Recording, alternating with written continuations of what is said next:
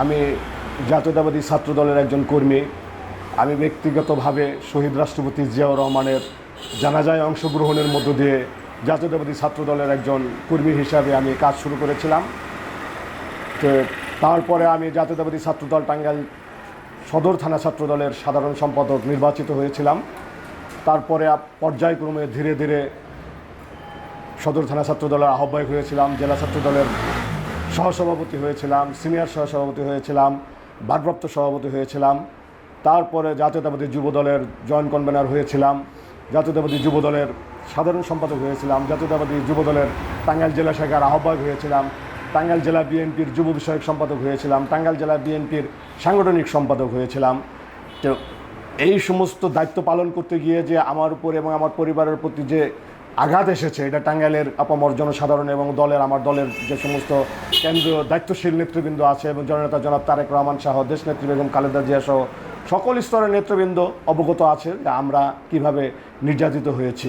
Police যেভাবে আমাকে নির্যাতন করেছে, পুলিশ আমার বাসভবনে গুলি চালিয়েছে, আমাকে ধরতে না পেরে আমার বাসভবনে গুলি চালিয়েছে, পুলিশ শহীদ মিনারে আমার উপর গুলি চালিয়েছিল, আমার এই অফিস থেকে আমাকে তিনবার গ্রেপ্তার করা হয়েছিল, আমাকে হরতালের মিছিল থেকে গ্রেপ্তার করা হয়েছে, আমাকে পৌর উদ্যানের সমাবেশ থেকে আমাকে গ্রেপ্তার করা হয়েছে। আমি ছয়বার এই খুনি হাসিনা, ফ্যাসিস্ট হাসিনা এবং ঘাতক হাসিনার বিরোধী আন্দোলনে ছয়বার কারাবরণ করেছি। এবং আমার পরিবারের আমার ভাই, ছোট ভাই, আমার ভাইগনা, আমার ভাতিজারা বারবার কারা নির্যাতন ভোগ করেছে শুধুমাত্র আমাকে হটিয়ে দেওয়ার জন্যে।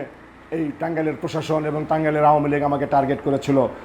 আমার নেত্রী, বিএনপির চেয়ারপারসন, বাংলাদেশের সবচাইতে জনপ্রিয় নেত্রী দেশনেত্রী বেগম খালেদা জিয়াকে যেদিন কারাগারে নিলেন এই অবৈধ সরকার, সেদিন আমি আমাদের টাঙ্গাইলের কৃতি সন্তান সুলতান সালাউদ্দিন টুকু সাহেব দেশনেত্রী বেগম খালেদা জিয়ার ভ্যানগার্ড হয়ে তার গাড়ির বহরে তিনি ছিলেন, সেখানে আমি ছিলাম, সেখানে তার পিছনে আমি ছিলাম।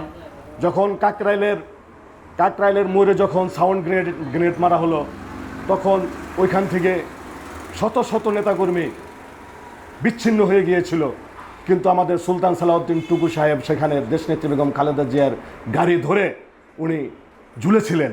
আমিও সেখানে ছিলাম, আমিও সরি নেই। তারপরে আমি প্রেস ক্লাবের সামনে যখন গিয়েছি, প্রেস ক্লাবের সামনে পুলিশ যখন আমাদের উপরে আঘাত করেছে, আমরা চেষ্টা করেছি পুলিশকে হটিয়ে দিয়ে আমাদের দেশনেত্রী বেগম খালেদা জিয়ার পাশে থাকার জন্য। সেদিন দেশনেত্রী বেগম খালেদা জিয়াকে হত্যা করার ষড়যন্ত্র হয়েছিল, সেটা আমার জীবনের সবচেয়ে বড় আঘাত। আমি সেদিন সবচেয়ে বেশি আঘাত পেয়েছিলাম যে দেশনেত্রী বেগম খালেদা জিয়াকে হত্যা করার ষড়যন্ত্র চলছে। আমি ঢাকার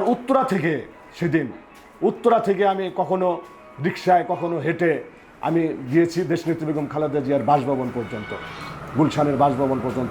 তারপরে আমাদের সুলতান সালাউদ্দিন টুকু সাহেবের নেতৃত্বে আমরা দেশনেত্রী বেগম খালেদা জিয়ার বহরে আমরা সেদিন গেলাম।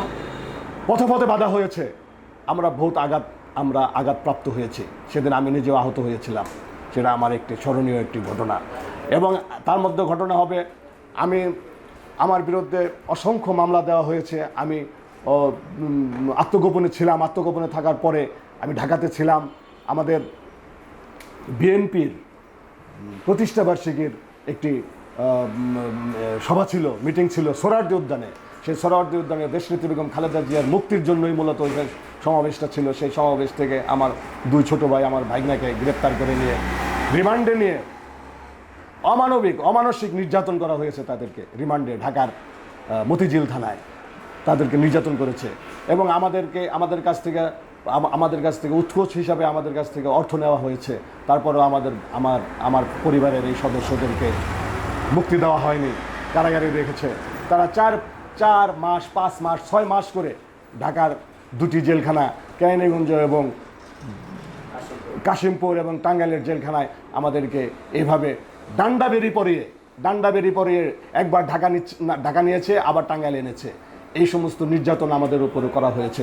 আজকে আমি অতি দুঃখের সাথে বলতে চাই যে এই 15টি বছর যারা বাংলাদেশের মানুষের রক্ত চুষে খেল, বাংলাদেশের মানুষের অর্থ লুট করে বিদেশে পাচার করলো, হাজার মানুষকে হত্যা করলো, হাজার ছাত্রছাত্রীদেরকে হত্যা করলো, তাদেরকে যখন গ্রেপ্তার করা হয় তাদেরকে ডান্ডা বেরি পরানো হয় না, তাদেরকে জামায়া ধরে জামায়া ধরে তাদেরকে কোর্টে নেওয়া হয় এবং তাদেরকে আমরা শুনতে পাই, আমরা পত্রপত্রিকার মাধ্যমে জানতে পারি যে তাদেরকে রিমান্ডের নামে এসি রুমে রাখা হয়েছে এবং বাড়ির থেকে খাবার নিয়ে দেওয়া হয়েছে।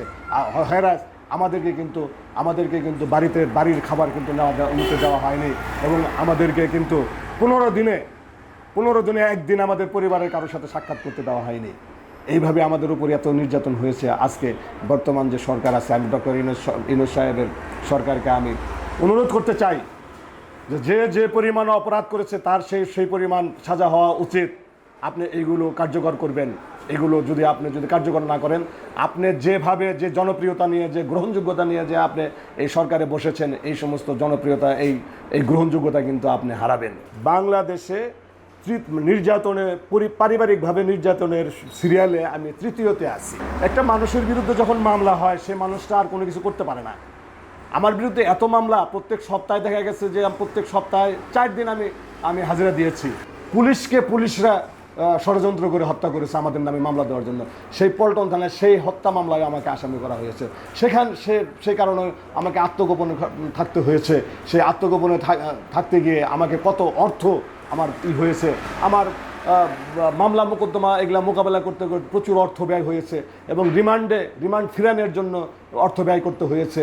কারণ আপনি জানেন যে শেখ হাসিনার আমলের যে পুলিশ, শেখ হাসিনার আমলের যে আমলারা ছিল, যে প্রশাসন ছিল, এই পুলিশ এই প্রশাসন কখনোই টাকা ছাড়া এরা কোনো কিছু বোঝে নাই। টাকাও নিয়েছে, নির্যাতনও করেছে।